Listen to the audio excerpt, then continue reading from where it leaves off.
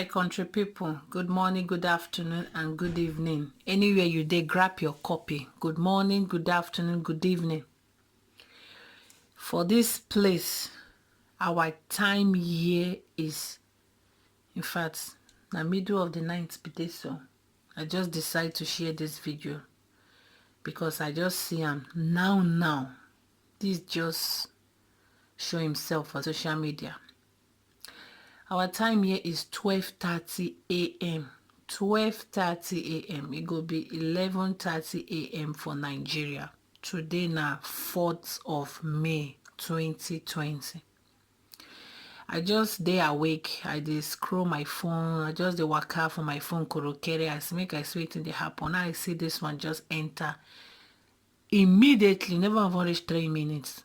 As I read everything, na very touching and heartbroken stories. So I decided to share them with all my viewers for here so that they go know wetin dey happen for Nigeria. Anyway, this no be news may never happen or may not go everly happen as far as Nigeria is concerned, because some of us are very heartless.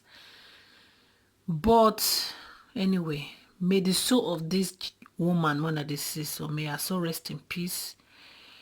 This her husband, and they tell the stories. He was granted interview. The man now reveals everything that happened. It's safe to say this in wife, they are alive today.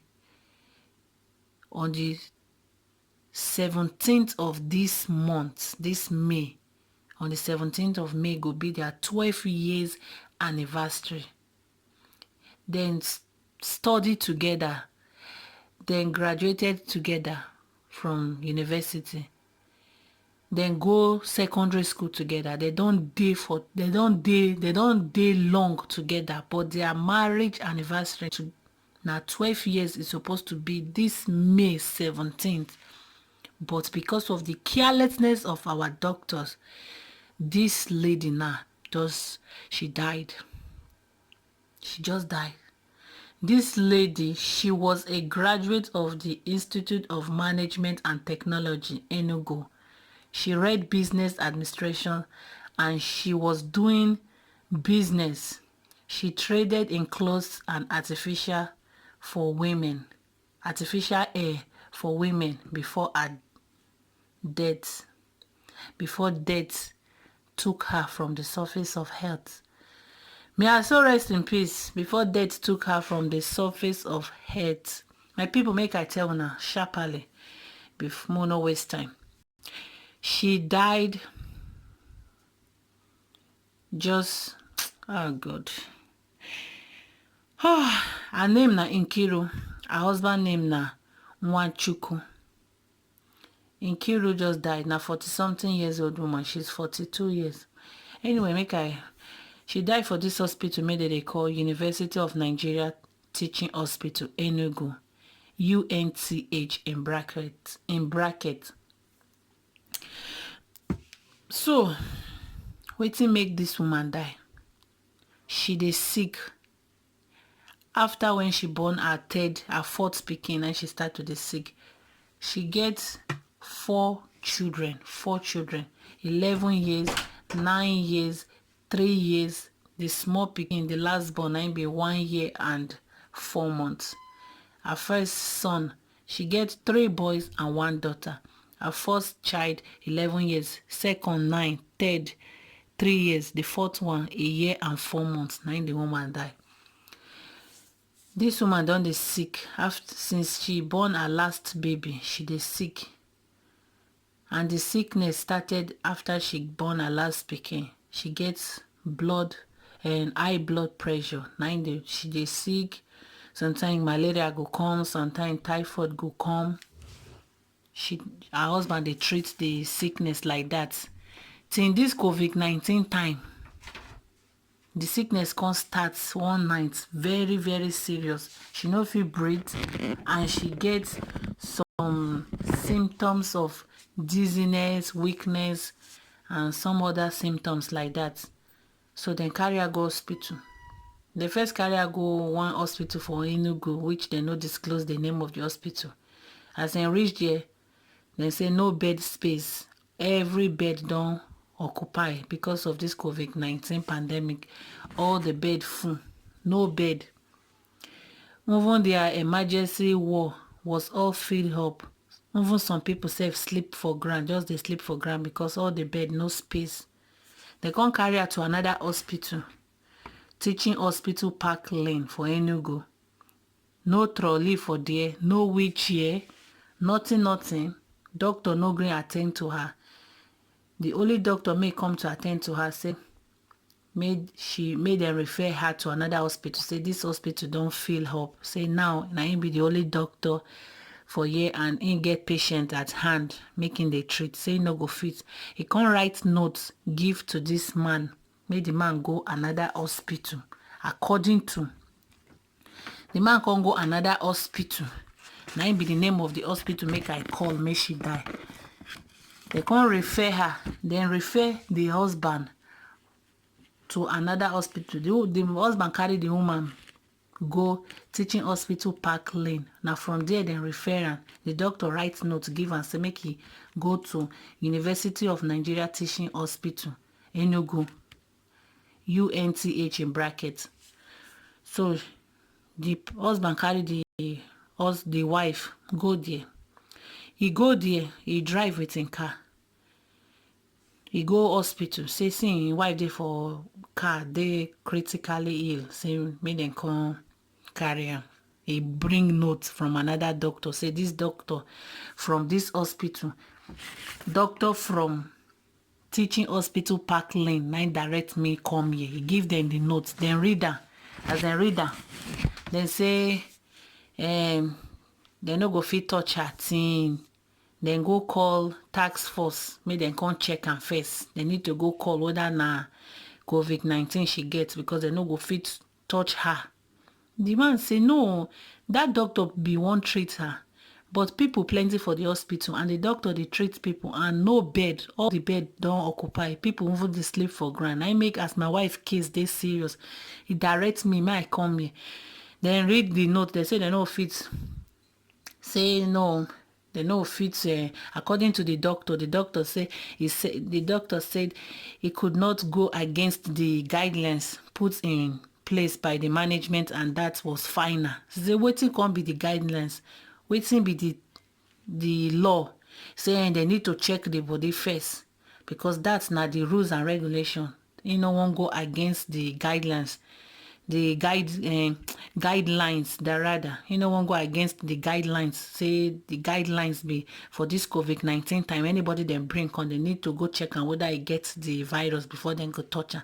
You say now the man come bring results may they just do for the woman say he gets typhoid and malaria. Say see the result. We just do this. This result we tested it yesterday here. Even the doctor that directed me to this place, he said don't check and I make it that you refer me to this place. They say no, it's not possible. Say they not go touch the woman. The woman say he pleaded for 3 hours. Him and his friend. He knelt down. They beg us doctors. Nobody, including the women doctor, made they there. The men, nobody gree attend to her. And all of them they close where they write their name. They they close their names so that go fit read their names and in case of anything bad.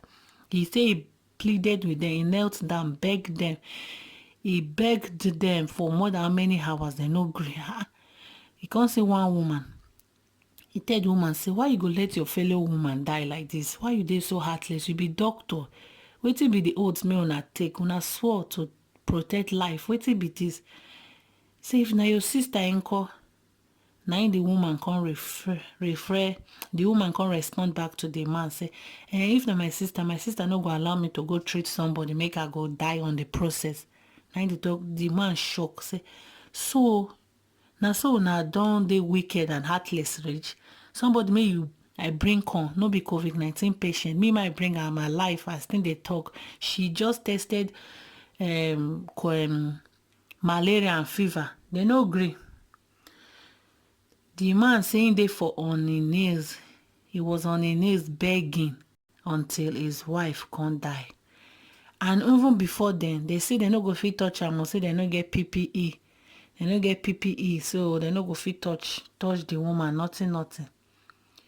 As the wife die, he no even know safe. Instinct they beg. Even like shortly before the wife die, one good Samaritan woman come out from the hospital, na doctor. Say, madam, I beg, no join your colleagues. Help me test my wife, I beg. The woman come pity, come wear glove. He check the woman. As he check the woman, I tell the husband, say, make I no lie you. Your wife is already gone. She no go even fit make am. Now there the man come, they shout, they cry, and they friend me, then bring their wife. They come, they shout, they disturb the hospitals, they shout. Now all the doctors and nurses maybe they can't disappear because they don't see the woman don't die. They can't disappear. So one good Samaritan may just come the hospital, just come jam wetin dey happen. Tell the man, so wetin dey happen. The man can't explain everything. Now the person can't call the doctor. That is the chief medical doctor of the hospital direct, the CMD in bracket. He called the man direct because he get the man contact. As he called the man direct, the man quickly come. The chief medical doctor of the hospital quickly come. The CMD. As he come, wetin happen? Say he can't explain everything. Say, where the nurses? Say they no see any nurses. All of them doctor don't run. They just can't go backyard. That is the backyard of the hospital. Then see where they just sit down. They gossip. They just run, go back, go hide. Now the oga for the hospital, the chief medical director, come say, wetin be this? Woman they die for car. Una dey here. Wetin una dey do? And so before they come, they do caricature, pretend. The same PPE, may they say they no get. PPE does they behind hospital. Trolley, everything they there, may they say they no get. Now so the man in charge and the man may get him wife. He quickly, now so then carry stretcher. Then quickly go trolley, go carry the wife. Run, carry and go emergency unit. Unfortunately, the woman don't die. The same woman made I say get COVID-19, everybody they run, they no want touch her. Hey, na COVID-19, no, if tax force no come, if police no come, if soldier no come, if Boko Haram no come. The woman die in a lifeless body. All the doctors and nurses made them run before. They begin come they press her, come they touch her. Now so the man come they cry, they look, they say now they heartless. No be the person una no want touch, say na COVID-19 patient. No be all of una now don't they touch her dead body because una oga come call una. The man saying, come they cry, say nothing go fit bring your wife come back and nothing go fit make am forget her and nothing go make am forgive those doctors in charge. Say them go see wetin go pass them in the future. He cried, they come they ask and say, you go carry a lawyer now for the matter because the way they neglect your woman, just kill her deliberately. Say you never know anything, now making the mourn in death first, the mourning wife. So if the same wife they on the 17th of this month, now for be the anniversary. You see, feel for her, they cry. You know, see 3 hospitals now they carry the woman walk out from first and second and third. From the second hospital, they write later referring to third one. At the third one, they can't go die. At the end of the day, make I can't shock on her. The doctor may refer them from the second one to the first one, to the third one, not knowing say everything. Nah, RNG. He just refer. He writes later, may go give to the next hospital, say then go admit her for there. They can't say the doctor may refer the man from second hospital to this third one. You know what he write for the letter? He writes, say me they no touch her thing, then check out, say COVID-19 symptoms, now she get, now make it refer them here. Una this imagine Nigeria level. You know if you tell the man, say, your wife gets this symptom or we no fit treat her. You write later, refer them go. And what you write for there now, make them no touch her, make them no treat her, make them first check and say she gets COVID-19 symptoms. Then you can't pretend they call, they no green pick your call. You call, they no green pick. When the man they there, then try to call, make them treat, they no green pick. Everything mago. They refer the man, I don't understand, from second hospital to third one, may his wife can't die. That second hospital, the doctor for there, mago, he just deliberately writes, they may they not attend to the woman. When the man they call back, say they no gree attend. Say, why they no go attend? They try to call, they no gree pick their landline, hospital line. He called the man direct, say, give it to them, let me talk to them. They no gree pick the call. Not knowing, say, everything is planned, everything is arranged. You don't already write for the letter. Now, when the woman come die, when the oga for the hospital, this third hospital may know them support, they later call am in come hear wetin happen. Now you say, wait, why they go do this thing? They say, no, the doctor may write letters, refer them, come here. Now he write, say, me they no attend to them, say, me they first go check the symptoms, because the woman get COVID-19 symptoms. Now there's secret can't happen.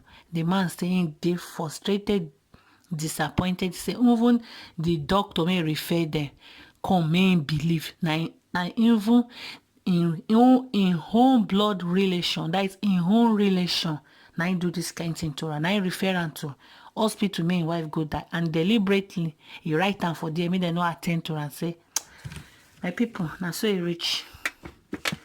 Nigeria don't finish. The man say the pain and agony and trauma of remembering each day that somebody could have saved his wife but choose to let her die. He said every day they think and they cry, say God. So now so Nigeria now don't come they so evil, so wicked. Say this agony no and trauma no go ever finish for him head, because every day they remember each day. Say so somebody could have saved my wife, but they choose to let her die. May I so rest in peace, my people. This na story for the day. You can go check them with the thumbnails exactly. When I go check, when I confirm the news and read about on safe and know wetin dey happen for Nigeria. Terrible, terrible, terrible news. May I so rest in peace. Now this woman left 4 children behind. 4 children behind. 4. And see how they're young. 11 years, 9 years, 3 years. The last born 1 year and 2 months. It is well. My people, make I stop am for here. May I so rest in peace.